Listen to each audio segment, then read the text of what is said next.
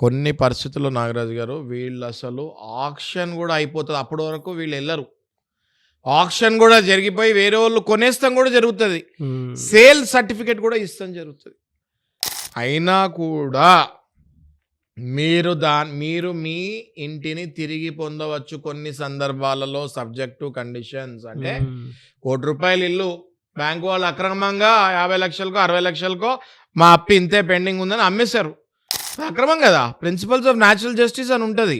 నువ్వు ₹1,00,00,000 ఇల్లు తీసుకున్నప్పుడు నువ్వు ₹1,00,00,000కి అమ్మాలి. మహా అయితే 5-10 తక్కువకి అమ్మాలి. కానీ ₹1,00,00,000 ఇంటికి నీది 50 లక్షలే అప్పు ఉందని 50 లక్షలకి అమ్మేస్తే అది కరెక్టా?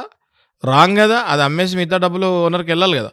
కొన్ని బ్యాంకులు ఏంటంటే కంగారులో అది మార్కెట్ వాల్యూలు అవి తప్పు చూపించి అమ్మేస్తుంది. 50 లక్షలు నాది. వాళ్ళకి పెండింగ్ ఎంత ఉంటే అందుకు అమ్మేస్తారు నాగరాజు గారు. అన్యాయంగానే అనలేము, వీళ్ళు కూడా కట్టలేదు కాబట్టి.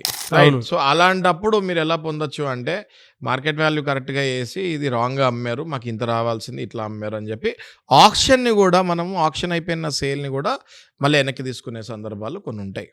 ఎంత ప్లెజెంట్గా ఉందో మీరు చెప్తుంటే. కరెక్టే. కానీ మీకు ఓ విషయం తెలుసా, ఇందులో ఒక్క స్టెప్ కూడా ఇల్లు కొనుక్కుంటాం ఎలాగో తెలుసు వీళ్ళకి. ఇంటి ఈఎంఐ ఎంతో బ్యాంకు వాళ్ళు చెప్తారు. కానీ ఈ ప్రొసీజర్ ఎక్కడో పేపర్స్లో రాసి ఉంటాయి. మీరు 100 సిగ్నేచర్లు పెడతారు కదా హోమ్ లోన్ మార్టిగేజ్ లోన్ తీసుకున్నప్పుడు. ఎంత ఇస్తారండి మీకు బుక్? ఇంత లావు బుక్ ఇస్తారు. ప్రతి పేజ్లో ఇట్లా అనుకొని సైన్లు పెడుతూ ఉంటారు కదా. మీరు చదవరు కదా అవన్నీ.